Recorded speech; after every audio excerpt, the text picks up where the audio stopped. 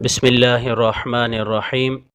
انا خاتم النبیین لا نبی بعدی، صدق اللہ العظیم۔ نبی کریم صلی اللہ علیہ وسلم نے ارشاد فرمایا، میں آخری نبی ہوں اور میرے بعد کوئی نبی نہیں۔ 7 ستمبر 1974 ایک تاریخ ساز دن ہے۔ اس دن جب اسمبلی میں قرارداد پیش کی گئی کہ مرزا غلام احمد قادیانی جو نبی کریم صلی اللہ علیہ وسلم کے بعد اپنے آپ کو نبی اور رسول کا دعویٰ کیا ہے اور اپنے پیروکاروں کو صحابی ہونے کا دعویٰ کیا ہے،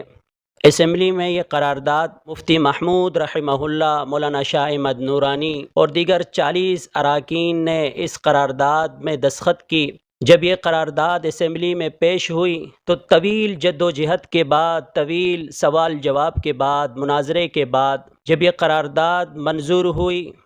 تو متفقہ طور پر ملک پاکستان کے قانون ساز قومی اسمبلی میں یہ قرارداد متفقہ طور پر منظور ہوئی اور قادیانیوں کو غیر مسلم قرار دے دیا گیا ہے۔ اور جب یہ قرارداد شہید ذوالفقار علی بھٹو کے پاس آئی تو ذوالفقار علی بھٹو نے جب اس قرارداد پر دستخط کرتے ہوئے کہا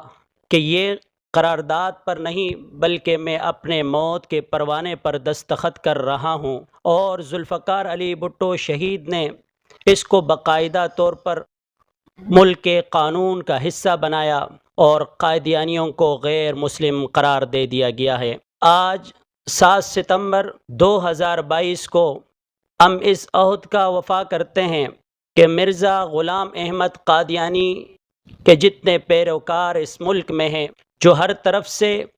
اس قانون کو ختم کرنے کی کوششیں کر رہے ہیں، آج 7 ستمبر 2022 کو ہم یہ عہد کرتے ہیں انشاءاللہ ختم نبوت کا دفاع آخری دم تک کرتے رہیں گے۔ اور 7 ستمبر کو جمعیت طلبہ اسلام یوم تشکر بنائے گی اور ان علماء کرام مفتی محمود، مولانا شاہ احمد نورانی،